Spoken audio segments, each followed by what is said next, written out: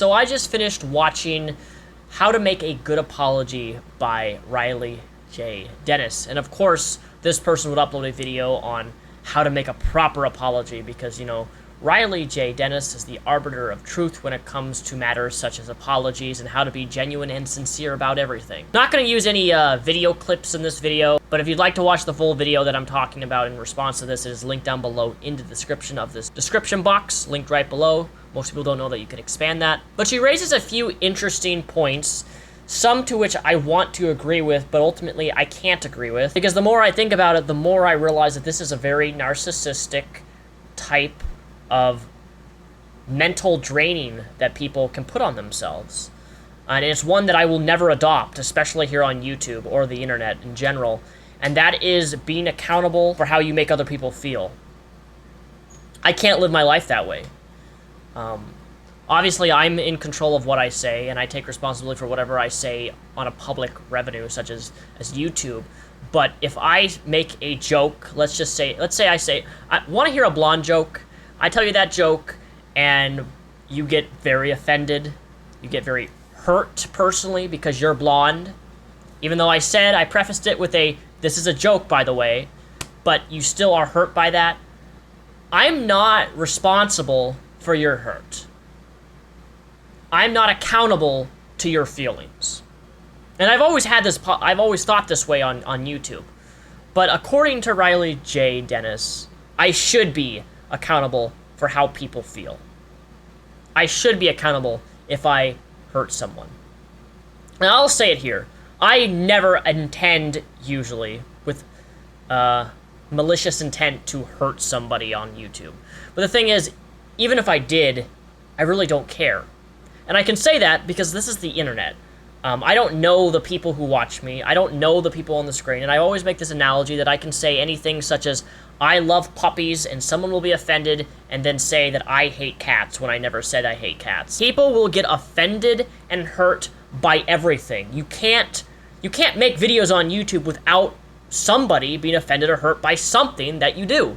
And in order for me to make a proper apology, I need to take into account the thousands of people who watch me and apologize and tell them how sorry I am that I hurt them or I offended them. And it's just simply not something that I will ever do. And it's not something that I would recommend people doing, because when you live your life according to other people and feeling accountable for how everyone else feels, you never take any time for how you actually feel. I'm not going to apologize for something unless I'm wrong.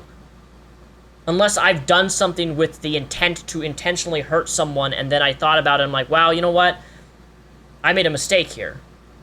When it comes to apologies, there's so many different variables that come into how the apology should be made, why is that apology being made, and just because someone demands an apology from you doesn't make them right.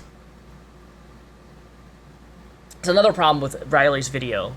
Just because someone is hurt or offended doesn't mean that you owe them an apology. This entire video, in essence, is just her demanding apologies where they see fit. You can be hurt and offended by anything. And by her definition, you have to apologize to that. And if you don't apologize to that, you're a fucking asshole. If you don't do it in the 5 easy steps that Riley gives, you're not giving a sincere, genuine apology. And it's just silly to me. It's silly to me that we have somebody on YouTube jurisdicting what an apology is, what a true, authentic apology is from somebody. But that if we don't cater to their demands, then we're a bad people. That we're not worthy of respect, that we're not worthy of a basic civil discourse because obviously I didn't apologize for something that I said. It doesn't matter my intention. The victim is always right. The person who's offended, the person who's hurt is always right. You always owe them an apology. And that line of thinking is just, I'm gonna be honest, you're gonna have one hell of a hard life if you live your life living your life that way. You can't live your life around tiptoeing on being terrified of who you're going to offend or who you're going to hurt randomly on the internet. Now, when it comes to real life relationships, people I know personally, it's completely different. So I don't want to hurt anybody I know in real life. And if I do, and if they come to me and they say, Daniel, you've hurt me or something, and I know them personally, My response will be completely different to what this video is here on YouTube. But again, we're dealing with the internet here. The mental energy, the mental capacity it would take for me to be accountable for how I make other people feel is just an insane proposition to even make. That I'm somehow accountable for how people feel. I don't make anybody feel anything. The way you feel by what I say is your own doing. And you're letting what I say take effect on you, which ultimately you shouldn't do. If you're getting offended or hurt by something that I said, I ask you, don't value me as much. Don't value me at all. Don't respect me. Because if you don't respect me, if you don't value me, then you're not going to be offended. You're not going to be hurt. I don't make YouTube videos for respect. I don't make videos because I want people to like me. I could care less if people dislike me or like me. But if you think for a goddamn moment, Riley, that I'm going to run my channel, run my life with the thought process of they demand an apology from me, therefore I must apologize, no. I'll never do that. I used to be a pandering person in my real life relationships and friendships and even online to an extent, and I'm not that pandering fucker anymore. With the exception of selling my feet in underwear, which by the way are still for sale. Sold a couple of my underwear actually last week. And I'm not kidding. My rate chart is linked down below in the description. But then I don't consider that pandering either, because again, I'm doing it to make money. And if you can make an extra dollar, what's the harm in giving someone some foot photos, you know? But I urge you, please don't succumb to this living for other people. Living your life in such fear of offending or hurting somebody by what you have to say, whether or not it's intended to hurt somebody or not, that's regardless. Regardless of that, doesn't matter what your intention is. Your intentions mean nothing to people like this who are SJWs. And I don't talk about SJW stuff anymore, but this is just something that really irks me. It bothers me that I have to respond the way that she thinks that I should respond, or else whatever I have to say is not a real apology.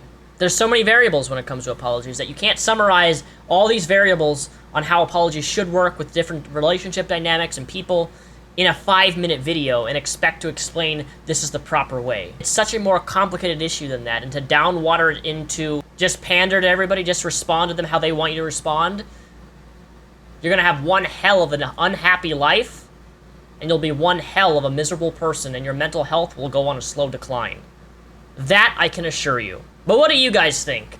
Do you guys think that you should apologize to everyone, everything, no matter how they feel?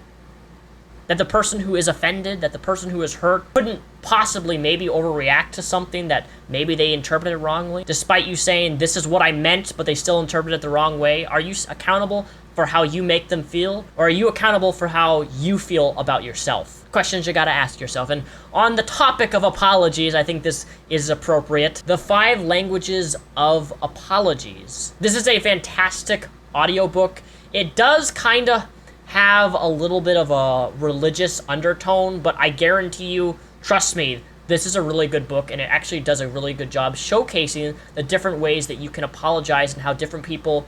It's almost like love languages in a way. There's 5 different love languages that make people feel loved and cared for, while there's different 5 ways of apologies on how every single person is actually different on how apologies become and how it makes people feel based upon those apologies. It's a really interesting book, and it's a really accurate book on how every person is different, on how certain apologies are more meaningful than other apologies based upon how you do it. It's different from every individual to individual, which is what makes this very unique, and why I'm saying you can't summarize apologies in a 5-minute video. It's just not possible. If you want to listen to this audiobook, I would highly recommend it. If you want to check out my vanity URL, link down below, audible.com/Mr. Repzion. You can get a free 30-day free trial and a free audiobook of your choosing. Audible has a massive library of thousands upon thousands of audiobooks for your listening entertainment and enjoyment. This is personally my recommendation because it definitely gave me a different perspective on how apologies work. Most of all, how you can actually make authentic apologies to people who you actually care about and let them know that you actually mean it in a way in which they understand it. And to me, that's pretty important in relationships or friendships. So check out my link down below. If you like what I do, if you like my videos, feel free to check out me on Patreon, patreon.com/Mr. Repzion. That is the best way and easiest way to support me if you like these videos. Till next time, I will see you in a few days.